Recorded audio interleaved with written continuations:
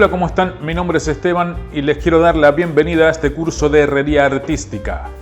A pedido de mucha gente es que me decidí a hacer un poco este curso para también mostrarles lo fácil que es usar el kit de moldes de Grand Totem.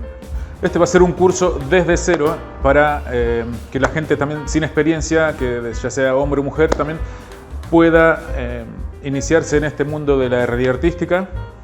Y también, ¿por qué no empezar a ganar un poco de algunos dineros extras? Y también se podría hasta dedicar de lleno a esta actividad, a esta profesión que es tan noble.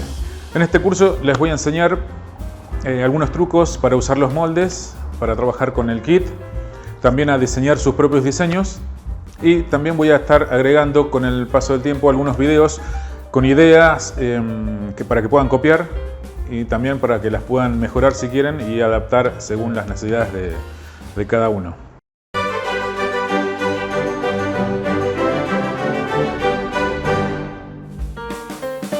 Muy bien, básicamente lo que vamos a empezar necesitando es el indispensable kit de herrería artística. Por ejemplo, acá tenemos todas las piezas del kit. Tenemos dos moldes para hacer enrolados. Tenemos un molde para hacer otro tipo de enrolado, un enrolado caracol, lo que le llamo yo caracol, molde caracol. Después tenemos tres tamaños para hacer círculos.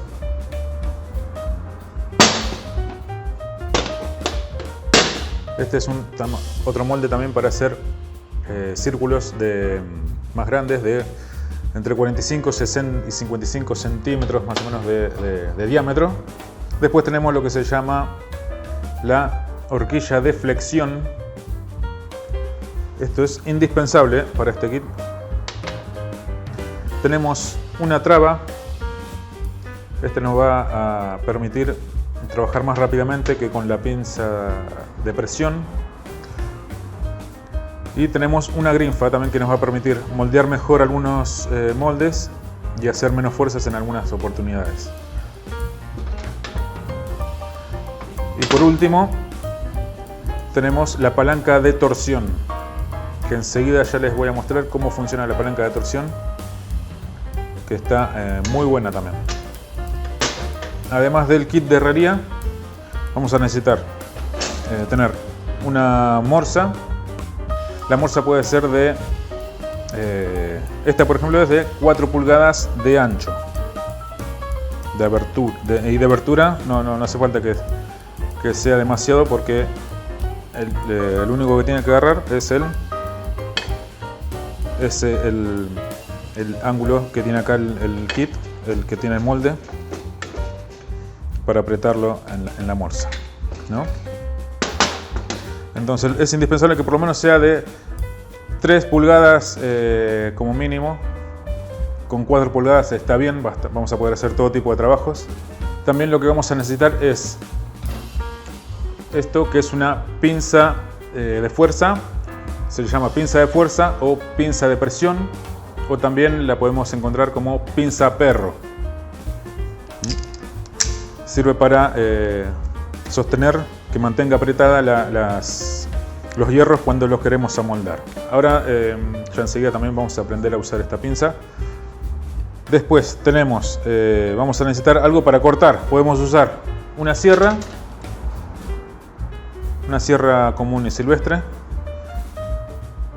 o si tenemos que cortar mucha cantidad de hierro o hierros también más grandes, más gruesos, nos conviene también usar alguna amoladora eléctrica. Así que también en una clase vamos a aprender a usar correctamente esta herramienta para no correr ningún tipo de riesgo al momento de usarla. También vamos a necesitar una cinta métrica, y también, si pueden conseguir, les va a servir también una cinta métrica, pero esta es de costurera. La cinta es métrica de costurero, les va a venir bien para hacer algún tipo de mediciones que más adelante les voy a enseñar. Y también vamos a necesitar una soldadura eléctrica. Así que aprovecho para decirles que tengo el curso de soldadura eléctrica, que lo pueden aprovechar.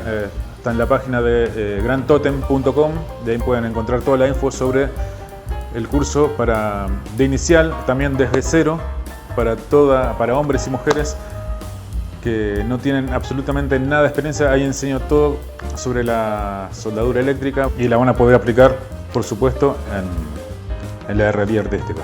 Así que, sin más, ahora sí vamos a empezar a ver cómo se usan los moldes.